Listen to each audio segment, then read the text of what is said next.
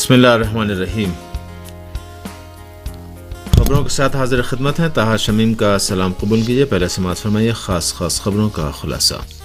ہندوستان کی ریاست ہماچل پردیش میں اسمبلی انتخابات کے لیے ووٹنگ، بی جے پی اور کانگریس کے درمیان مقابلہ۔ پاکستان کے وزیر اعظم شہباز شریف کا لندن میں مزید قیام اور نون لیگ کے قائد سے نئے آرمی چیف کی تقرری اور دیگر ملکی معاملات پر اہم بات چیت۔ بحرین میں آل خلیفہ کے نمائشی عام انتخابات، سیاسی جماعتوں اور اہم شخصیات کی جانب سے الیکشن کے مکمل بائیکاٹ کا اعلان۔ اور اب پیش ہیں خبریں تفصیل سے۔ ہندوستان کی شمالی ریاست ہماچل پردیش میں اسمبلی انتخابات کے لیے ووٹ ڈالے گئے۔ ہندوستانی میڈیا کے مطابق ووٹنگ کا عمل صبح 8 بجے شروع ہوا جو شام 5 بجے ختم ہو گیا۔ ہماچل پردیش کی ریاستی اسمبلی کی کل 68 سیٹوں کے لیے ایک ہی دن میں ووٹ ڈالے گئے۔ ہماچل پردیش کے انتخابات میں اصل مقابلہ حکمراں بھارتیہ جنتا پارٹی اور حزب اختلاف کی جماعت کانگریس کے درمیان ہے۔ انتخابی میدان میں 412 امیدواروں نے حصہ لیا۔ وزیر اعظم مودی اور حزب اختلاف کانگریس کے رہنما راہل گاندھی نے ہماچل پردیش کے ووٹروں سے اپیل کی تھی کہ وہ رائے دہی کے عمل میں بڑھ چڑھ کر حصہ لیں۔ اس درمیان کانگریس پارٹی نے الزام لگایا کہ پولنگ ٹیم سست رفتاری سے کام کر رہی تھی، جس کی وجہ سے متعدد پولنگ اسٹیشنوں پر ووٹروں کی لمبی قطاریں دیکھی گئیں اور رائے دہندگان کو مشکلات کا سامنا کرنا پڑا۔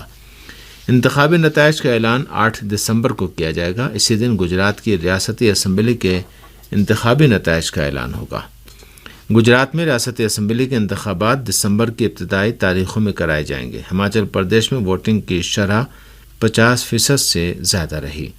مقامی حکام کا کہنا ہے کہ مجموعی طور پر ووٹنگ کا عمل پرامن رہا۔ ہماچل پردیش کے ریاستی انتخابات کی ایک خاص بات یہ ہے کہ کنور ضلع کے علاقے تاشی گنگ میں بھی لوگوں نے جا کر ووٹ دیا، جو دنیا کا سب سے بلندی پر بنا پولنگ اسٹیشن ہے۔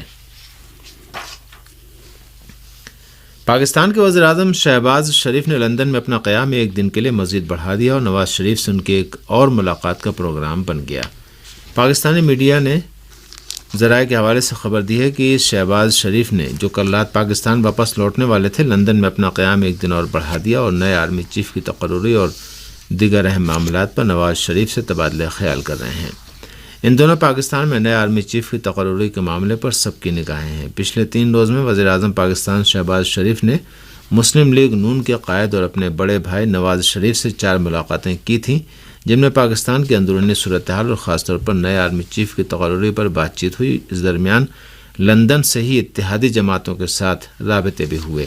خبروں میں کہا گیا ہے کہ شریف برادران نے اس بات پر اتفاق کیا کہ حکومت اپنی مدت پوری کرے۔ لندن میں شہباز شریف کی نواز شریف سے ملاقاتوں پر شیخ رشید نے تبصرہ کرتے ہوئے کہا ہے کہ لندن میں استخارہ میٹنگ 7 روزہ چلے میں تبدیل ہو گئی ہے۔ پاکستان کے وفاقی تحقیقاتی ادارے نے کینیا کی پولیس کو سینئر صحافی ارشد شریف کی ٹارگٹ کلنگ میں ملوث قرار دے دیا۔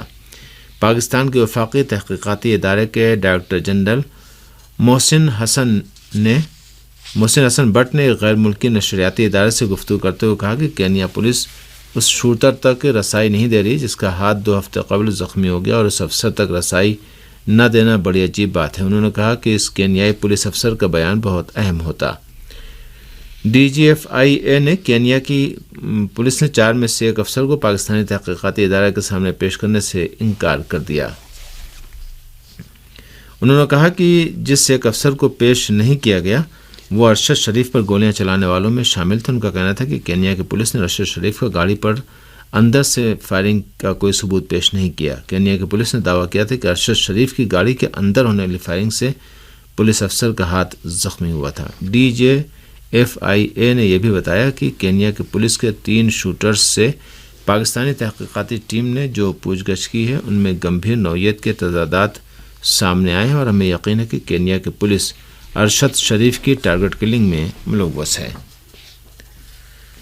بحرین کی سیاسی جماعتوں اور سیاسی اور مذہبی قائدین نے عوام سے انتخابات کے بائیکاٹ اور پارلیمانی اور بلدیاتی انتخابات میں ووٹ نہ ڈالنے کی اپیل کی ہے۔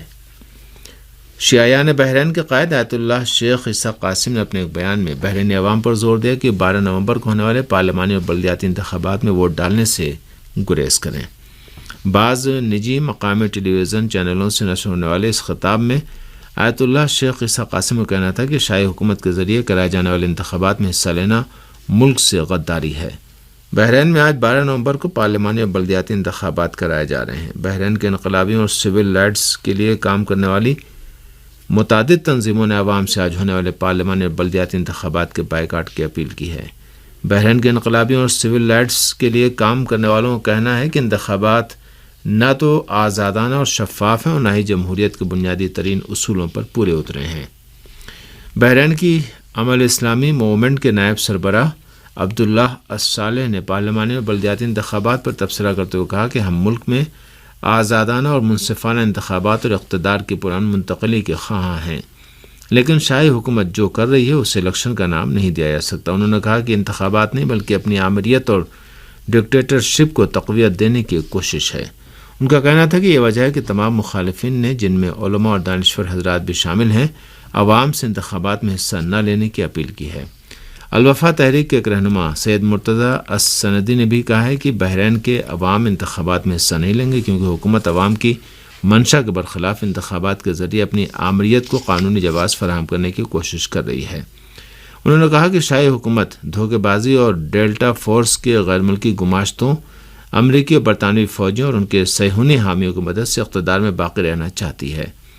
بحرین کی خلاص تحریک کے سربراہ عبدالرؤف شعیب نے بھی ان انتخابات کو ڈھونگ قرار دیتے ہوئے عوام سے ووٹ نہ ڈالنے کی اپیل کی ہے۔ ان کا کہنا ہے کہ بحرینی قوم بھی سامراجی محاذ کے خلاف جدوجہد کرنے والی امت اسلامیہ کا حصہ ہے۔ انہوں نے کہا کہ ساری دنیا کی سامراجی طاقتیں بحرین میں جمہوریت کے خلاف اکٹھا ہو گئیں اور خاندانی آمریت کو بچانے کے لیے تمام وسائل اور حربے آزما رہی ہیں۔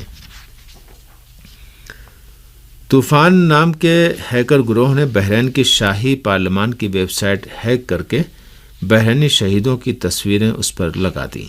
بحرین میں نمائشی پارلیمانی انتخابات کے موقع پر اس ہیکر گروہ نے شہید رضا عبداللہ الغسرہ اور انقلاب بحرین کے دیگر شہیدوں کی تصاویر کو پارلیمان کی ویب سائٹ کے پہلے صفحے پر لگا دیا۔ اس ہیکر گروہ نے طوفان قادم عبارت بھی اسی پیج پر لگا دی جس کے معنی ہے طوفان آنے والا ہے۔ ماہرین کا خیال ہے کہ بحرینی حکام کو دیے جانے والے دھمکی آمیز پیغام کا مطلب یہ ہے کہ بہت جلد مزید کارروائیاں ہونے والی ہیں۔ طوفان ہیکر گروہ نے سماجی رابطہ عامہ کی ویب سائٹس پر جاری ایک اور پیغام میں اعلان کیا ہے کہ یہ اقدام بحرینی عوام اور ان کے حق خود ارادیت کو یقینی بنانے کے لیے کیا گیا ہے۔ اقوام متحدہ کے ارکان کی اکثریت نے ایک فلسطینی جانب سے پیش کردہ مسودے پر ہونے والی ووٹنگ میں شرکت کر کے صہیونی بستیوں کی تعمیر کو سرے سے مسترد کر دیا ہے۔ اقوام متحدہ کے کمیٹی فار ڈی کالونائزیشن میں فلسطین کی جانب سے پیش کیے جانے والے اس مسودے کو اکثریت کے ساتھ منظور کر لیا گیا جس میں فلسطینی پناہ گزینوں کی امداد رسانی اور روزگار کے ادارے آن روا کی سرگرمیوں کو جاری رہنے اور صہیونی بستیوں کی تعمیر کے غیر قانونی ہونے کا معاملہ پیش کیا گیا تھا۔ اقوام متحدہ کے 98 رکن ممالک نے اس مسودے کے حق میں ووٹ دیا۔ 53 ممالک نے رائے شماری میں حصہ نہیں لیا جبکہ صرف 17 ممالک نے اس مسودے کے خلاف ووٹ دیا۔ توقع کے مطابق امریکہ، اٹلی، آسٹریلیا، کینیڈا، آسٹریا، جمہوریہ چیک کا شمار ان ممالک میں تھا جنہوں نے فلسطین کی جانب سے پیش کردہ اس مسودے کے خلاف ووٹ دیا۔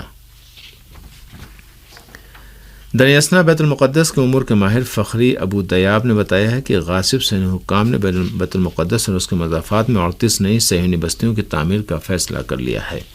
انہوں نے کہا کہ تل ابیب بیت المقدس کے قدیم علاقوں کو یہودی رنگ دینے کی سرتوڑ کوشش کر رہا ہے۔ ابو دیاب نے بتایا کہ صہیونی حکومت بیت المقدس کی فلسطینی شناخت ختم کر کے اس میں صہیونیوں کو بسانے اور آبادی کے تناسب کو مکمل طور پر تبدیل کرنے کی کوششوں میں مصروف ہے۔ واضح ہے کہ صہیونی انتظامیہ فلسطینیوں کو اپنی ہی زمین پر بھی تعمیرات کی اجازت نہیں دے رہے ہیں تاکہ بیت المقدس کے حقیقی باشندوں کو ان سرزمینوں سے نکال باہر کیے جانے اور غرب اردن پر مکمل قبضے کا راستہ ہموار ہو سکے۔ قابل ذکر ہے کہ غاصب اسرائیلی صہیونی بستیاں تعمیر کر کے فلسطینی سرزمینوں کو ہڑپنے اور جغرافیائی تبدیلی کا سلسلہ جاری رکھے ہوئے ہیں اور ان کو اپنے ناجائز اور غیر قانونی اقدامات میں امریکہ کی بھی مکمل حمایت حاصل ہے۔ اس درمیان یوکرین نے فلسطین کے مسودے کے حق میں ووٹ دے کر اسرائیل کے قبضے کو ایک قانونی مسئلے کے طور پر عالمی فوجداری عدالت میں پیش کرنے کی حمایت کر ڈالی۔ کیف کے اس فیصلے پر صہیونی حکومت چراغ پا ہو گئی اور یوکرین کو اس فیصلے کی خاطر سخت تنقید کا نشانہ بنایا۔ ماہرین کا خیال ہے کہ یوکرین نے اسرائیل کے غیر قانونی قبضے پر ہیگ کی عالمی عدالت انصاف کے استفسار کے حق میں ووٹ دے کر صہیونیوں کو بڑا جھٹکا دیا ہے۔ فلسطین کا ارین الاسود گروہ صہیونی حکومت کی نئی کابینہ کے لیے ایک بھیانک خواب بن چکا ہے۔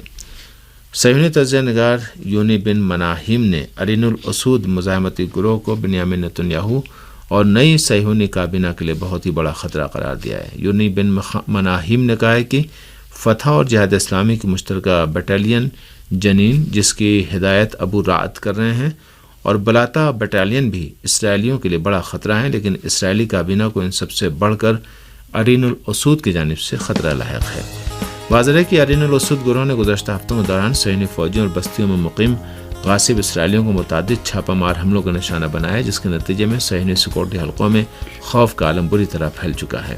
یاد رہے کہ ارین الاسود یا شیروں کی کچھار مزاحمتی گروہ نے رواں سال ستمبر کے مہینے میں اپنی سرگرمیوں کا آغاز فلسطین کے مظلوم عوام کی حمایت کا اعلان اور غرب اردن کے مختلف علاقوں سے صہیونیوں کو نکال باہر کرنے کا عہد کیا تھا۔